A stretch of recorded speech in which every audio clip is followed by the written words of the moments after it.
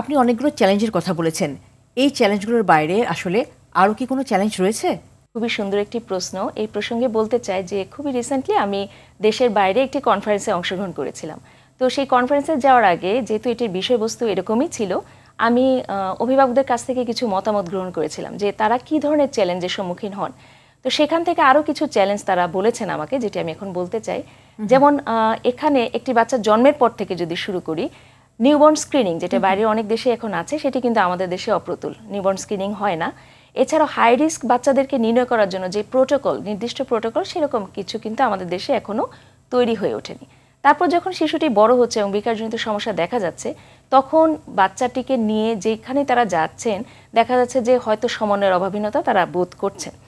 এরপর যখন বাচ্চার যে দায়িত্ব সেটি পুরোপুরি অভিভাবকদের উপর আসছে, কিন্তু তাদের সেই যে ফিনান্সিয়াল ক্যাপাসিটি সেটি হয়তো অনেক সময় এরকম থাকছে না।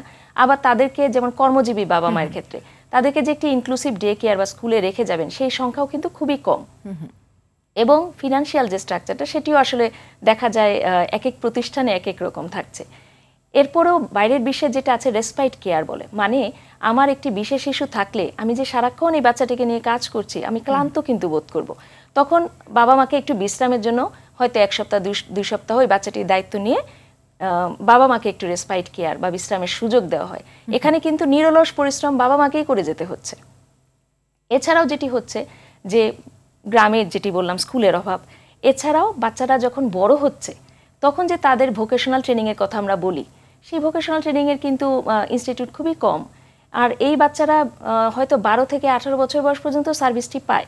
এরপর যে তারা বড় হয়ে গেল, এরপরে তাদের যে পুনর্বাসন এবং বড় হয়ে যাওয়ার পর তাদের যে কর্মক্ষেত্রে যোগদান, কোনো কাজ করে নিজের স্বাবলম্বিতা অর্জন করা, কিংবা যদি সেরকম স্বাবলম্বিতা অর্জন করতে নাও পারেন, তার যে বাবা মার পরে এই ব্যক্তিগুলোর কি হবে সেই বিষয়ে কিন্তু প্রতিষ্ঠানগুলো খুবই কম, যেটি বিষয়ে তারা আমাকে জানিয়েছেন।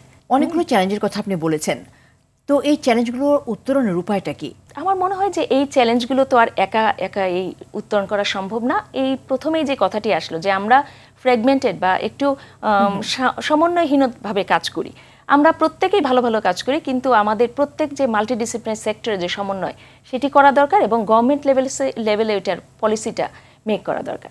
পলিসিগুলো যদি থাকে আমাদের নির্দিষ্ট এবং দেখা যায় যদি ইনস্টিটিউটগুলো তৈরি হয়, গভর্নমেন্ট লেভেলেই হোক বা প্রাইভেট লেভেলেই হোক, আরও বেশি যদি ইনস্টিটিউট তৈরি হয়, টেলিকমিউনিকেশন সার্ভিস তৈরি হয়, এছাড়াও এই সচেতনতা আমাদের হয়তো বিভিন্ন, যেমন আপনার সাথে আমি কথা বলছি, এরকমভাবে যদি আমাদের বিভিন্ন যোগাযোগ মাধ্যমে সচেতনতা বৃদ্ধির কাজগুলো করা হয়, প্যারেন্টসরাও স্টিগমা ভেঙে এগিয়ে আসবে। আমরা আমাদের সঠিক রিসার্চের মাধ্যমে জানতে পারবো আমাদের আসলে এখানে এই বিশেষ চাহিদা সম্পন্ন কিংবা বিকাশজনিত সমস্যা সম্পন্ন শিশুদের সংখ্যা কেমন, তাদেরকে আমরা কিভাবে পুনর্বাসিত করতে পারি।